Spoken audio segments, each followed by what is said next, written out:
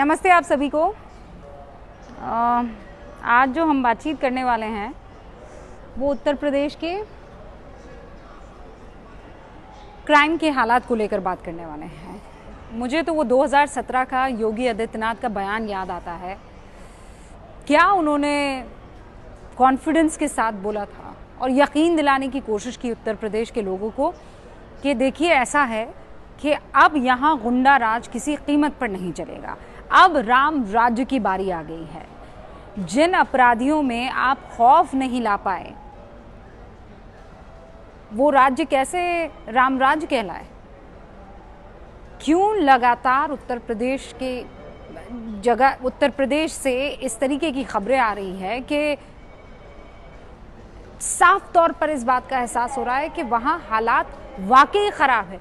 गुंडों को पुलिस का खौफ है ही नहीं, उनको किसी बात का डर नहीं है और खासकर महिलाओं से और उनके खिलाफ हो रहे अपराध में यूपी नंबर 1 पर बना हुआ है। दिन ब दिन हालात खराब होते चल रहे हैं। 2016 से लेकर 2019 तक अगर आप महिलाओं के खिलाफ क्राइम की बात करें 20% का इजाफा आया है। तो योगी आदित्यनाथ के उस वादे के ऊपर यूपी की पुलिस क्या शानदार काम कर रही थी वो इन 20% के इजाफे में साफ तौर पर दिखाई दे रहा है। एक दिन में उत्तर प्रदेश में 42 महिलाओं का अपहरण हो जाता है। एक घंटे में कम से कम 2 ऐसी महिलाएं हैं जिनके साथ बलात्कार हो जाता है। या 2 घंटे में, if I am not wrong, I want to correct myself, 2 घंटे में एक महिला का रेप हो जाता है उत्तर प्रदेश में, हर 2 घंटे में ऑन एन एवरेज। और ये एनसीआरबी के आंकड़े हैं। पुलिस ये कह सकती है अरे नहीं, वो महिलाओं के खिलाफ जो क्राइम को लेकर इजाफा हुआ वो तो इसलिए हुआ है क्योंकि हमारी पुलिस सेंसिटिव हुई है। प्लीज आप ये कहकर बच नहीं सकते हैं कि आपकी पुलिस सेंसिटिव हो गई है। वो रिपोर्ट अब जो है वो लिख रही है और महिलाओं के प्रति जितनी भी हिंसा हो रही है या क्राइम हो रहे हैं उसे लेकर सुनवाई हो रही है। अरे मेरा सवाल तो ये है कि पहले फर्स्ट ऑफ ऑल महिलाओं के खिलाफ क्राइम हो ही क्यों रहा है, अपराध हो ही क्यों रहा है कि उनको आना पड़े और आपको वो सेंसिटिविटी दिखानी पड़े? And please I will not agree to this. क्या हुआ था पत्रकार जो गाजियाबाद के हैं, उन्होंने तो अपनी भांजी की शिकायत कर दी थी ना। उसके बाद क्या हुआ? उसके बाद ये हुआ कि आपने कहा, आपकी पुलिस ने कहा कि हम मंडे से इस पर कार्रवाई करेंगे।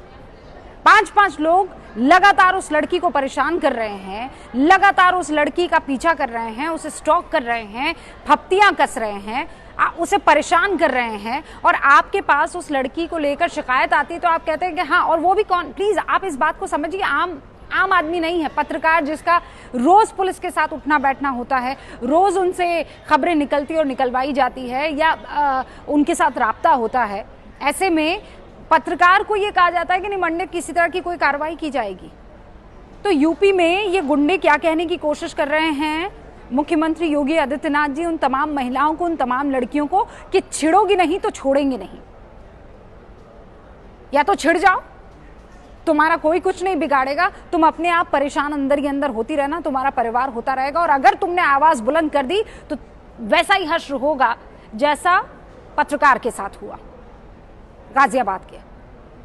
यहां शूट कर दिया गुंडों ने और छुटबैये गुंडे। वो भी कब होता है? जब उत्तर प्रदेश में बकायदा एक के बाद एक पुलिस एनकाउंटर कर रही है। यूपी के नामी गिरामी विकास दुबे का एनकाउंटर कर दिया जाता है। उस अपराधी और उस अपराधी के साथ जितने भी लोग थे, जितने भी उसके गैंगस्टर साथी थे, एक के बाद एक आप और आपकी पुलिस खत्म करते चले जाते हैं। और उसके बावजूद छुटभैये गुंडों को फर्क नहीं पड़ रहा है। ये क्या बताता है? ये बताता है कि इन गुंडों को, इन अपराधियों को ये इतने बेखौफ हो गए हैं, इनको आपकी खाकी वर्दी से डर नहीं लगता है। इनको पता है कि इसका निपटारा बड़ा आसानी से हो जाएगा। आज भी जेल कितने पहुंचते हैं ये बताइए? कितनों को इंसाफ मिल पाता है? कितनी महिलाओं को इंसाफ मिल पाता है? अमेठी की घटना अभी भूले नहीं थे हम। वो जलती हुई जिंदा लाश कोई नहीं भूला था। मरने के बाद आपकी पुलिस जागती है, मरने के बाद योगी आदित्यनाथ आप जागते हैं, आपका प्रशासन जागता है और फिर आप 10 लाख रुपए का मुआवजा दे देते हैं। आप बच्ची की पढ़ाई हम करवाएंगे, हम ये भी कर लेंगे, हम वो भी कर लेंगे। अरे ये सब करना क्यों पड़ता है? आप सुरक्षा का वादा क्यों नहीं कर लेते हैं? आप तो बहुत स्ट्रांग है ना, आप तो ये मानते हैं और ये कहते आए हैं कि मैं वही करता हूं जो इस राज्य के लिए बेहतर है। तो फिर क्यों नहीं इस पूरे के पूरे सांठगांठ को, ये खाकी वर्दी और ये खादी, इन सब के जो सांठगांठ है इन अपराधियों के साथ, इन गैंगस्टर्स के साथ, इन छुटभैये गुंडों के साथ, आप इसे तोड़ क्यों नहीं सकते हैं? या तो कह दीजिए कि ये नहीं हो सकता है, ये चलता आया है, चलता जा रहा है और चलता रहेगा। फिर बड़े बड़े दावे और वादे नहीं होने चाहिए कि या तो वो जेल में होंगे या फिर यहां से छोड़कर चले जाएंगे। एक के बाद एक उत्तर प्रदेश की ये घटनाएं बताती है कि पुलिस अपना काम ईमानदारी से नहीं कर रही है। अगर ईमानदारी से पुलिस ने अपना काम किया होता तो आज यहां खड़े होकर मुझे इस पूरे के पूरे मसले पर एक लाइव नहीं करना पड़ा होता और आपसे सवाल नहीं पूछने पड़ रहे होते। The fact of the matter is this कि उत्तर प्रदेश में पुलिस बस वो चाल चल रही है, चाल धीमी गति की, वो चाल चल रही है जिसमें उसे अपना फायदा दिख रहा है, राज्य का फायदा नहीं दिख रहा। और शायद यही वजह है कि मुखबिरी होती है गैंगस्टर विकास दुबे के लिए। शायद इसीलिए 8 खाकी वर्दी वालों की हत्या हो जाती है, नृशंस हत्या हो जाती है। शायद इसीलिए एक के बाद एक सवाल उठते हैं कि इस अपराधी का एनकाउंटर कर दिया क्या इसलिए कि बहुत सारे राज इसके सीने में दबे हुए थे? शायद इसीलिए कि वो जो उसका खजांची था, जो अभी हाल फिलहाल पकड़ा गया है, अनु वाजपेयी, आई थिंक अनु वाजपेयी उसका नाम है, I am sure he is Vajpayee. क्यों उस शख्स को आपने पकड़ा, फिर छोड़ दिया, फिर कहा सबूत नहीं है? फिर जब मीडिया में लगातार आपकी पुलिस पर सवाल उठते रहे, उत्तर प्रदेश पुलिस पर सवाल खड़े हुए, तो फौरन उसको उठाकर वापस लेकर चली गई। हमने मास्टर स्ट्रोक में एबीपी न्यूज़ पर क्या रिश्ता है इस वाजपेयी का, जय वाजपेयी, अनु नहीं जय वाजपेयी, जय वाजपेयी का विकास दुबे के साथ क्या रिश्ता है, हमने बकायदा पूरी बैंक डिटेल्स निकालकर जनता के सामने रख दी थी। और आपकी पुलिस को योगी जी अब तक ये पता नहीं चल पाया था, उसको खुले में छोड़ दिया था। वो शख्स जो पान की दुकान चलाता था एक टाइम तक, आज करोड़ों करोड़ों की गाड़ियां लेकर बड़े बड़े बंगलों में कैसे रह सकता है? ये उत्तर प्रदेश में हो रहा है ना। और ये सब एक दूसरे से मिले हुए हैं, इसलिए ये कड़ियां मिली हुई है, इसलिए कि साफ तौर पर एक जो वो छोटे लेवल का गुंडा होता है ना, छोटे लेवल का जो जिसने शुरू ही किया होता है, पॉकेटमारी शुरू की होती है, गाली गलौज शुरू किया होता है, उसके लिए तो एस्पिरेशन वैल्यू इस तरीके के गैंगस्टर्स खड़ी करते हैं। क्या वैल्यू? कि अरे देखो इसका कुछ कोई नहीं बिगाड़ पाया, देखो ये कितना अमीर हो गया, देखो इसकी क्या रसूख है, देखो पुलिस वाले इसके आगे सलाम ठोकते हैं। तो आपने वो सर्कल क्रिएट कर दी, वो कुचक्र जो है वो शुरू हो गया। अब इसका किसी तरह का कोई खात्मा ही नहीं हो सकता। इसको बीच में से कौन काटेगा? Who is going to cut that cord?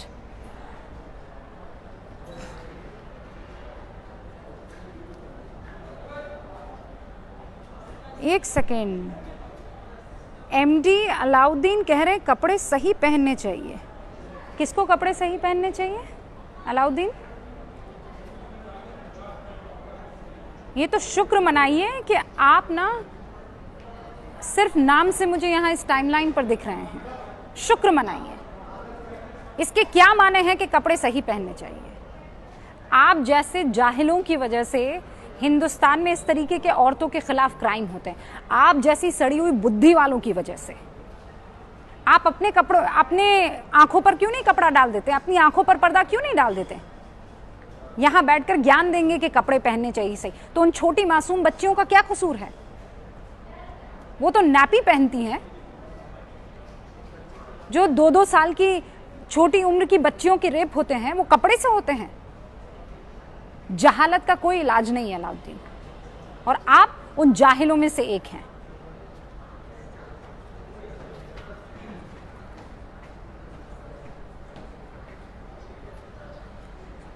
All right, Ganesh कह रहे हैं ये तभी होगा जब अपराधी को सीधे फांसी होगी। मैं इसमें भी सर यकीन नहीं रखती हूँ। मैं ये मानती हूँ कि ये जो फास्ट ट्रैक कोर्ट, हास्यास्पद, ऐसा फास्ट ट्रैक कोर्ट हिंदुस्तान में जनता को मिला है जिसमें 3-3, 4-4 साल तक केसेस चलते हैं। मतलब ये तो गति है। आप कैसे खौफ ला पाएंगे इन अपराधियों में? मैं ये नहीं कह रही हूँ कि बस ठोक देना चाहिए, एनकाउंटर हो जाना चाहिए, फांसी पर लगा देना चाहिए, बट इनफ इज इनफ। आपको वो तरीका खोजना होगा, और मैं कह रही हूँ कानूनी रूप से खोजना होगा। उस साठ घाट को खत्म करना होगा। ये जो लंबित हैं केसेस, एक के बाद एक पेंडेंसी, तो आप देखिए किस कदर है हमारे कोर्ट्स पर, और कोर्ट्स में चल रहे केसेस की 90% है यहाँ उत्तर प्रदेश में। सिर्फ पुलिस को दोष देने से काम नहीं चलेगा, और जब पुलिस वालों को मारा जाता है तो इसका जिम्मेदार कौन है? अरे जितेंद्र कुमार, आप इस बात को समझिए। अगर पुलिस को दोष नहीं देना है तो फिर किसको दोष दें? क्या करें? लड़कियां घर से निकलना छोड़ दें? पुलिस का काम क्या है? क्या काम है पुलिस का? मुझे आप लोग बताइए। पुलिस का काम है कानून व्यवस्था को दुरुस्त करना। पुलिस का काम है कानून को किसी भी कीमत पर टस से मस ना होने देना। बिल्कुल सिंपल है। अगर पुलिस अपना काम नहीं करेगी तो उन पर सवाल नहीं उठाए जाएंगे, तो किन पर सवाल उठाए जाएंगे? और आप कह रहे हैं कि ये पुलिस वालों को भी मार दिया जाता है। कैसे? उन्हीं के अंदर एक ब्लैक शीप था ना, वहीं का SHO था ना जिसने मुखबिरी की, उन्हीं के अंदर का एक भेदी था ना जिसने जाकर विकास दुबे को बताया। तो ये जो जिम्मेदारी है वो बेशक किसी तरह की कोई दो राय नहीं है कि ये पुलिस की जिम्मेदारी ही होगी और पुलिस के ही जिम्मे आएगी।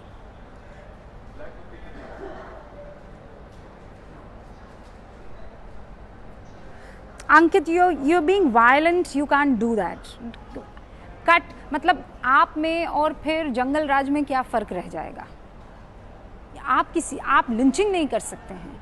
आप में उस अपराधी में फिर कोई फ़र्क नहीं रह जाएगा, क्योंकि वो जिस तरीके से सोच रहा है, जो क्रिमिनल सोच उसकी है, बिल्कुल वैसी ही आपकी है। खून का बदला खून नहीं हो सकता है।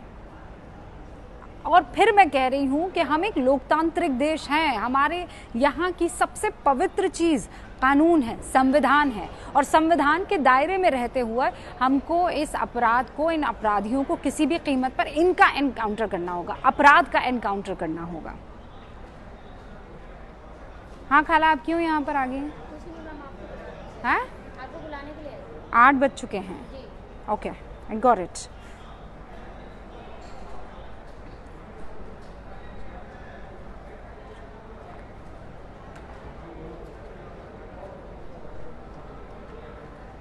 पता नहीं, मगर आप करवा करें तो योगी जी खराब। राहुल बाबा को बोलिए चुप करके रखने को। ये जितने भी गुंडे हैं वो ख़त्म हो जाएंगे। क्यों भाई? राहुल गांधी के चुप होने से गुंडे कैसे ख़त्म हो जाएंगे? मेरे समझ में नहीं आया।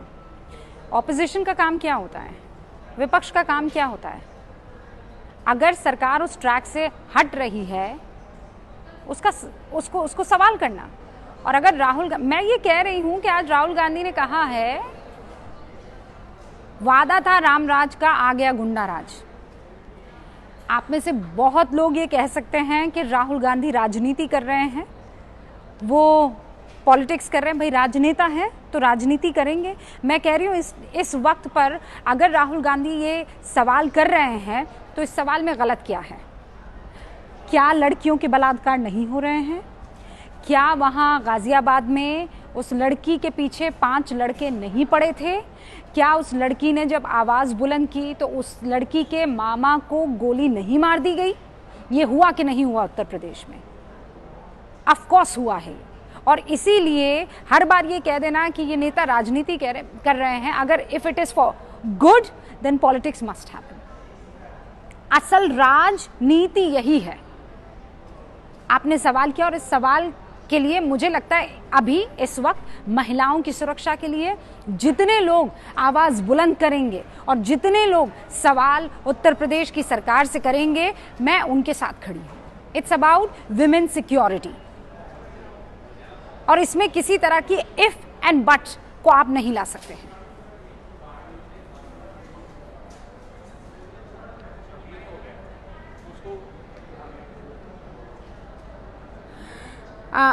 आर के अविनाश, मेरे ख्याल से I can't go down again, there some way of not going down, I don't understand, नहीं जा सकते हैं। लेकिन वो ये कह रहे हैं कि इनके खिलाफ सख्त कानून होना चाहिए। सख्त कानून तो आ चुका है।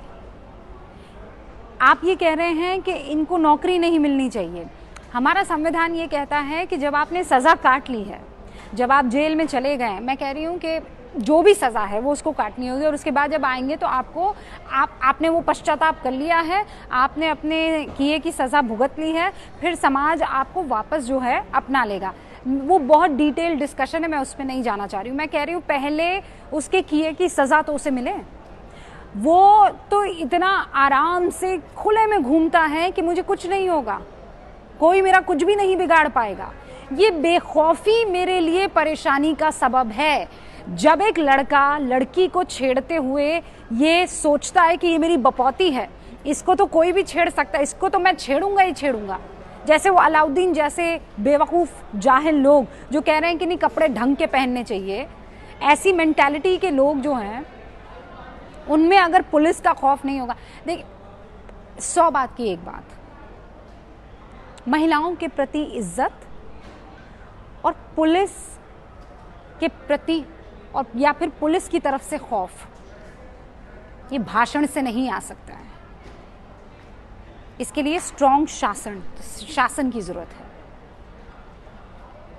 और योगी आदित्यनाथ को ये किसी भी कीमत पर करना होगा। आज रात 9 बजे मास्टर स्ट्रोक में वो तमाम सवाल महिलाओं की सिक्योरिटी से और सुरक्षा से जुड़े हुए उत्तर प्रदेश में पूछे जाएंगे, और मैं उम्मीद करती हूँ कि आप हमारे साथ जुड़ेंगे। फिलहाल अभी इजाज़त मुझे आप दीजिए, फिर मुलाकात होगी कल दोबारा। हम लोग 7:30 बजे के आसपास आपसे मुलाकात करेंगे। आई एम सो हैप्पी कि आप बहुत सारी तादाद में लोग मेरे साथ अभी जुड़े हुए हैं। ब्रज, नमस्कार आप सभी को।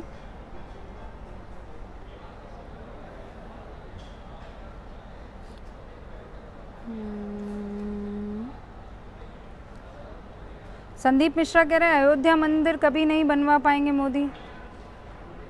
भाई, राम राज्य की बात हो रही है, राम मंदिर की बात नहीं हो रही है। This is not the time to speak about it. Okay,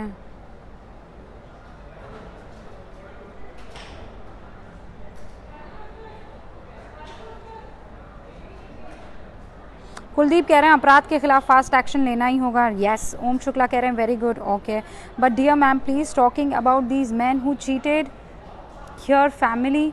मैं समझी नहीं हरभजन जी।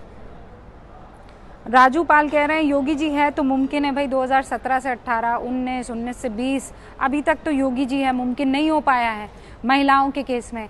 जिस दिन हो जाएगा उस दिन हम सब मिलकर सलूट कर देंगे। लेकिन फिलहाल सवाल ये है कि योगी जी, आपने भाषण बहुत शानदार दिया था, काम तो नहीं हो रहा है। महिलाओं के खिलाफ जो अपराध हैं वो लगातार बढ़ते जा रहे हैं। 20% NCRB का ये ताज़ा लेटेस्ट आंकड़ा है जो मैं अभी आपको बता रही हूँ।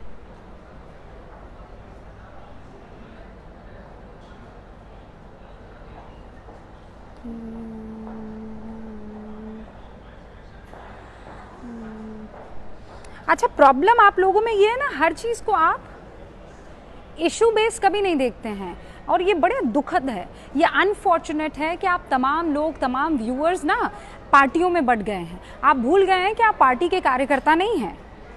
आप पार्टियों को 5 साल में एक मरतबा बस वोट करते हैं। आपकी सोच भी ना एक की प्रो बीजेपी, एक की प्रो कांग्रेस, एक की एंटी बीजेपी, एक की एंटी कांग्रेस। अरे भैया, वो लोग बेवकूफ़ बना रहे हैं, आप बनते चले जा रहे हो। बड़ा खुश हो रहे हैं आप कि देखो देखो ये हो रहा है। अरे इशू बेस्ड बात हो जाए, इसको थोड़ा साइड में रखिए ना, आपके इसको दरकिनार कीजिए।